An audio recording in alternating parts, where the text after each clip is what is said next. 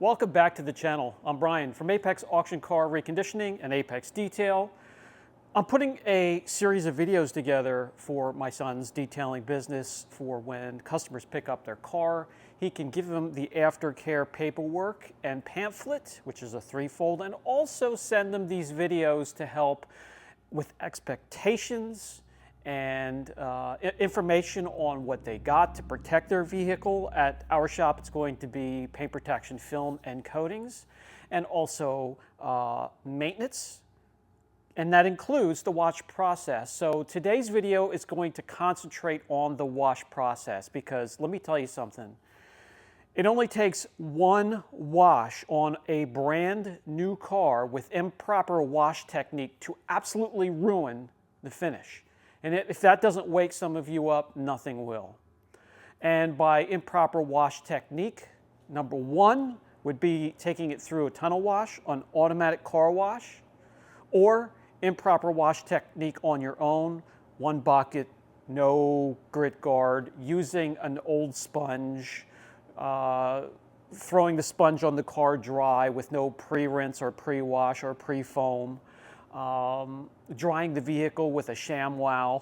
There are many, many examples that I can give you that can ruin your vehicle's finish, a ceramic coating, or paint protection film rather quickly if you don't do it right, so this video should help. By the way, any of you out there watching the video that does this for a living, you can absolutely use this footage, chop it up however you want to, and use it for your business as well.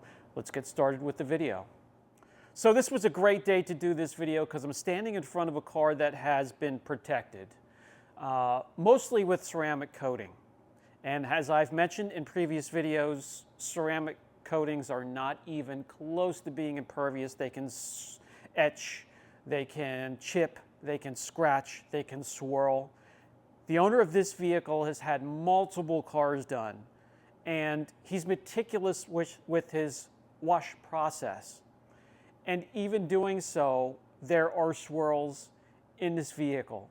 And it's hard for the owner to believe, but after educating them, they know why. It's just something that cannot be avoided even with the most careful and most tedious wash process. It's going to happen. But with a proper wash technique and maintenance, you can cut back on how many you're going to get on your finish, and it will look incredible for years to come. So let me bring you in and show you. This is year number 3, I believe, after the coating. So we're now coming on the other side of the hill and getting closer to the end of its life cycle, but this thing still looks incredible. Not perfect, but still very, very great shape because of the technique used to wash it and maintain it. Now this just pulled in and hasn't been washed yet by us. It's always kept clean, and we'll use the overhead light instead of pulling out the swirl finder. It looks great, but I'm going to get the areas that you possibly could see swirl marks. Little light scratches. And this is, guys, this is 3 years after, there's some water spotting. There's some scratches right there. There aren't many. There's some more. Not sure if you can see that. There aren't many, but there are some in this finish that are impossible to avoid even with the best of ceramic coatings and paint protection film. But without the proper wash technique, this could be a heck of a lot worse. Now this will not be a video where I actually wash a car and show you step by step, because I have hundreds, if not thousands, of videos of me washing a car with the right technique. So I'm going to walk you through it and talk you through it. And there will be some visuals to go for. But by the time we're done with this video, you will have the right idea and you'll be able to maintain your car, whether it's new with no protection and has new paint, or if you bring it to us to preserve that for you and you have a ceramic coating or paint protection film. Start by throwing out your bucket and your sponge and your ShamWow and start all over, and let me help you with what to look for. You could pick up most of this stuff on Amazon. First of all, I like these clear buckets here. You can actually see through all the way to the bottom. I have it filled with multiple mitts because I used a multiple mitt technique with a grit guard and the right wash media. These buckets are clear, and what they are food storage bins you could pick up at any restaurant supply store or any really kind of store that sells raw foods and supplies and tools to keep them stored away and keep them fresh. And that way you can see through the bucket and keep an eye on the water, keep an eye on the mitts, and when it needs to be changed out, the bottom needs the grit guard pulled out and cleaned out and rinsed. You should do that between every wash anyway, but just in case you forget and you put it away, with a clear bucket, you could see that and it will remind you. I keep the lid on all the time because there's always airborne flying dust and contaminants that can get in there when you're not washing, and depending on where you have it stored. The wash media will not be an old sponge from the 80s. Microfiber wash mitts. Some like the microfiber chenille mitts, which are little fingers that hang off of a pad that have microfiber off of them, but I find that dirt gets trapped in between the fingers. So just a microfiber wash pad like this one right here with this pile is perfect. And get multiple mitts.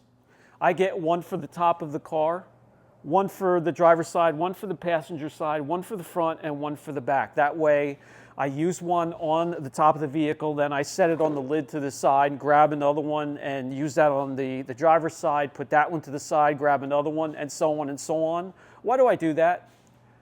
Well, that way I'm not introducing a dirty mitt back onto the car. Even though you can have a second bucket with a grit guard and dump it in there, there's no way to get it completely out. I will put these all to the side and clean them later after I'm done with my wash process.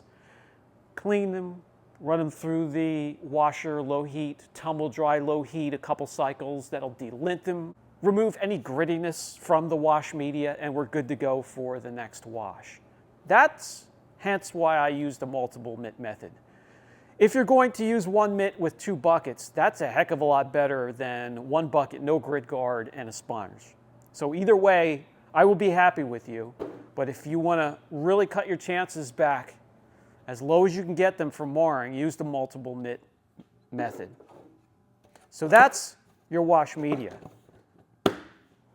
Now, I may have gotten ahead of myself, because do you throw a mitt that's pulled right out of your bucket right onto a dirty car? No, absolutely not.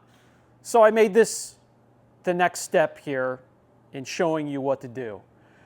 Before you lay a mitt to your car, this is the very first thing I want you to do. Purchase either a foam gun or foam cannon. One attaches to your pressure washer hose quick disconnect, which is what we have here. Another one will attach to a garden hose. Now that one there will give you really wet foam. This one can give you a drier foam. It doesn't matter, both will help. You could also pick up any type of foamer or sprayer and put your pre-treat in there as well. And what you're going to put in either one of those is a pre-foam, pre-treat, pre-rinse product that breaks down and lifts grittiness and traffic film. There are two companies that I trust for my vehicles for that job, that first step that you're going to do before even laying a wash mitt on your car. The first is Labo Cosmetica. They have a 3 pH system. They have a pH neutral shampoo. You can also use the pre-treat, but they also have one that leans a little alkaline, one leans acidic that you can use to pre-treat, pre-rinse, pre-foam your car. Also, Built Hamber. I don't have any here on the cart, but the Built Hamber auto foams are incredible for breaking down road film. Road film and grittiness can still eventually attach itself to your coating or your film or your brand new paint in a brand new car. So have them along with a pH neutral shampoo which will be that next step. And that pH neutral shampoo is what you're going to dump into your wash bucket with multiple mitts. So, at this point of the game, you have 2 steps done.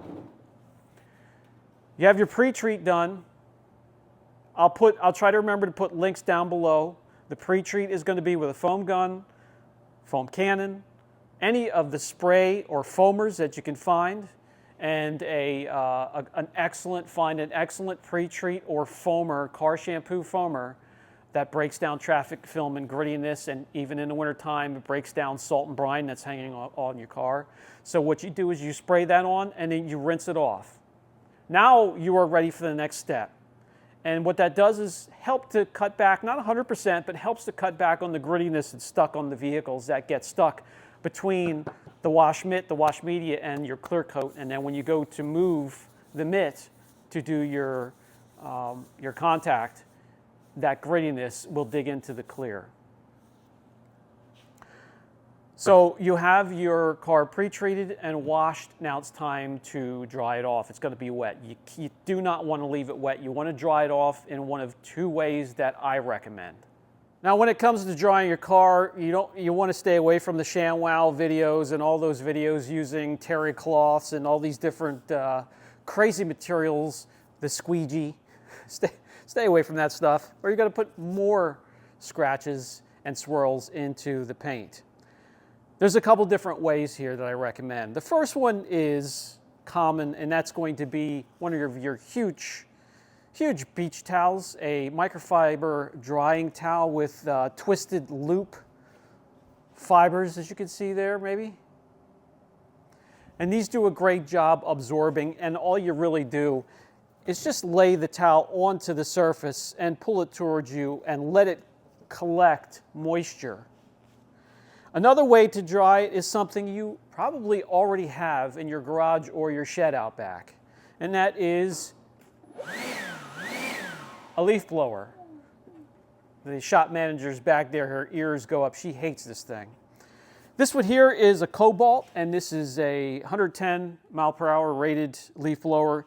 This works perfectly fine. I am around the vehicle in minutes.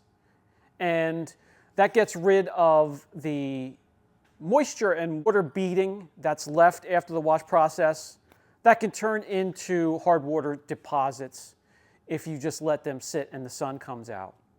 I would recommend washing and drying in the shade, out of direct sunlight. That will help you as well. There are more tools but then these 2 to help you dry your vehicle. This one here is a dedicated tool from Adams. This is a mini blower here with a heating element, which speeds up the process even more with that warm air that comes through. A lot of these are filtered. If you use a leaf blower, you make sure you're not using a blower that has been used out in the driveway, in the yard, pulling dirt and debris through it, because that could also go through and hit your paint. So be careful what you use. Here's another version from Max Shine.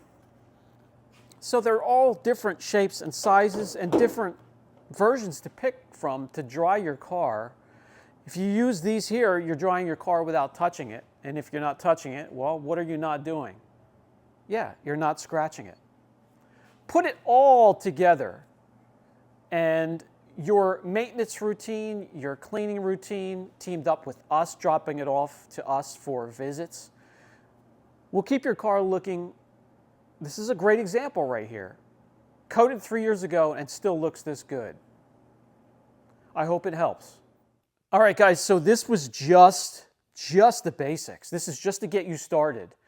You could talk to me or look down in the comments section of this video if you're one of my customers, because my viewing audience is incredibly intelligent and they have many ways to tweak that wash process, like using foam before as you go along with the mitt, and so many tips and tricks that are in my videos and that my audience can tell you down in the comments section. They'll leave you some good tips and tricks there as well. And that will get you started. And as you start to wash with the proper technique, you'll find more and more tips and tricks to incorporate on your own as you watch videos, as you experiment, as you see new products and tools come out. And that will help you to cut back on the swirls and the marring, because as I mentioned, paint protection film and coatings can still scratch. They are not impervious. And you do not want to ruin a brand new car and its finish before you've had it protected. This has been Brian from Apex Auction Car Reconditioning. If the video helped in any way, guys, you could use this, splice it up, send it along to your customers along with your aftercare package and pamphlets to assist. And if the videos are helpful or educational or entertaining in any way, consider hitting the like button, subscribe, share the videos, hit the notification bell. That'll let you know when we have new content available for you. And to stay in contact with your favorite channel, it doesn't have to be mine. I don't care who you watch. Interact with your channel. That means a thumbs up, a comment, and the algorithm will help you stay linked up with your favorite channels day in and day out. All right, guys, Brian from Apex Auction Car Reconditioning and Apex Detail. I'll catch you in the next video.